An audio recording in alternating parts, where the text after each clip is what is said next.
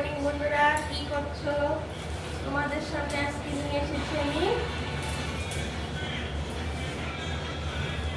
রান্না করবো শিং মাছ, পেঁপে, আলু আর লাউয়ের ডগা দিয়ে।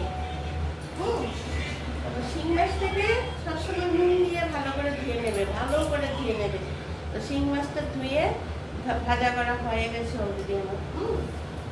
আর এখানে পেঁপে আলুটাকে আমি আগে একটু জলের মধ্যে সেদ্ধ করে নিয়েছি। এখনকার আলু তো যতই ভালো ভালো একটু শক্ত শক্ত থাকে, তো আলু পেঁপেটা দুটোকেই সেদ্ধ করে নিয়েছি। সেদ্ধ করে দেখো পেঁপে আলুটা সেম এরকম ক্যাটাগরি করে কেটেছি। আর এখানে দিয়েছি লাউয়ের ডগা অল্প করে।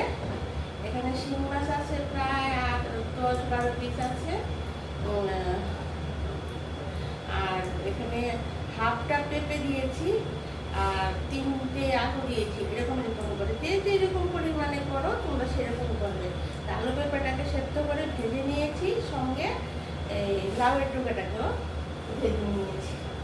আর এখানে পরে তেল গরম হয়ে গেছে, আমি একটু কালো জিরে ফোড়ন দেবো। আর এখানে আমি দিয়েছি এইটুকু সাইজের ছোট মিডিয়াম সাইজের একটা পেঁয়াজ আর কাঁচা লঙ্কা আর আদা বাটা, আর কিছু না।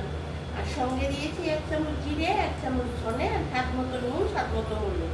আর বাটনার মধ্যে দিয়েছি যে যেরকম ঝাল খাবে। কাঁচা লঙ্কা দিয়ে, এখানে কিন্তু কোনো গুঁড়ো লঙ্কা দিলে হালকা পাতলা শিং মাছের ঝোল হবে না।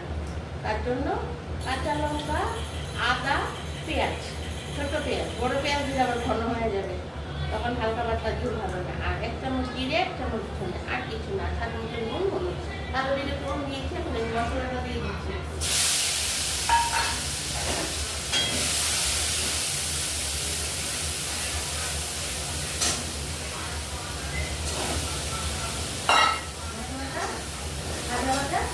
বন্ধুরা প্লিজ তোমরা আমাকে একটু সাবস্ক্রাইব করে দাও, মানে ভুলে যাও তো, মনে থাকতে থাকতে একটু সাবস্ক্রাইব করে দাও। তোমরা সাবস্ক্রাইব না করলে তো আমি ইউটিউবে নতুন, তাহলে এগিয়ে যেতে পারবো না। প্লিজ আমাকে একটু সাবস্ক্রাইব করে দাও।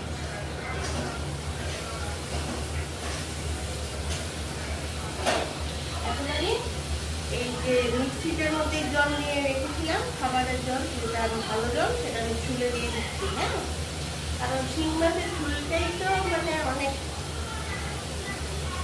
ভালো ভিটামিন আছে। ঝুলটা দিয়ে দিলাম। ছোট বড় বৃদ্ধ মানে সবার জন্য খুব ভালো এই খাবারটা গরমের মধ্যে। শিং মাছ, আলু পেঁপে আর